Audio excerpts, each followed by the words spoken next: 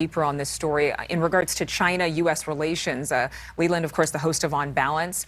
This is a crucial meeting between two of the world's, arguably the two most important world leaders.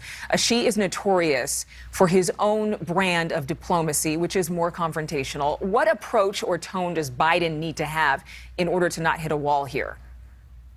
Well, we've seen what President Biden's plan essentially is, and it was telegraphed by both Jen Psaki and then the shot you played with Antony Blinken, which is to say to the Chinese that if you help the Russians in their invasion, there will be consequences. And we've heard this word consequences a couple of times from Psaki as it relates to the Chinese helping the Russians.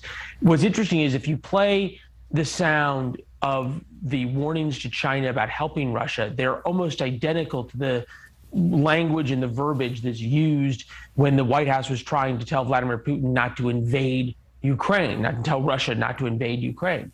So it's unclear why the White House thinks that the same threats of consequences, severe consequences, prices, and the like is going to work with the Chinese when it clearly did not work with the Russians. What kind of consequences are they talking about?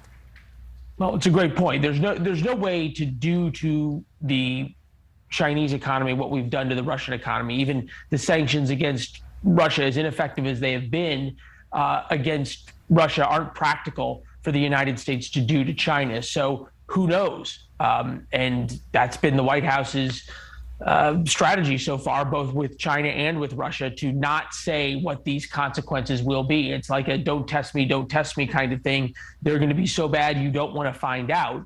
But so far, the Russians have been willing to take that risk, and they haven't found anything that's made them stop. Going back to 2001, the Treaty of Good Neighborliness and Friendly Cooperation between Russia and China, and then just most recently, the Beijing Olympic Games, when the first in-person meeting that Xi Jinping had was with Putin, where they released this document that talks about the friendship between the two states having, quote, no limits. Why should we expect any honesty or loyalty from China today on this call with President Biden? Well, there's every reason not to. You typically, in the words of a number of national security folks that I've always viewed as pretty sober-minded, you know the Chinese are lying when their lips are moving. So there's no reason to expect anything from them in terms of honesty or loyalty, and they have a lot of reasons to be honest and loyal towards Russia. They get a lot of their oil from Russia. Certainly they'll look to Russia for diplomatic cover if they invade Taiwan.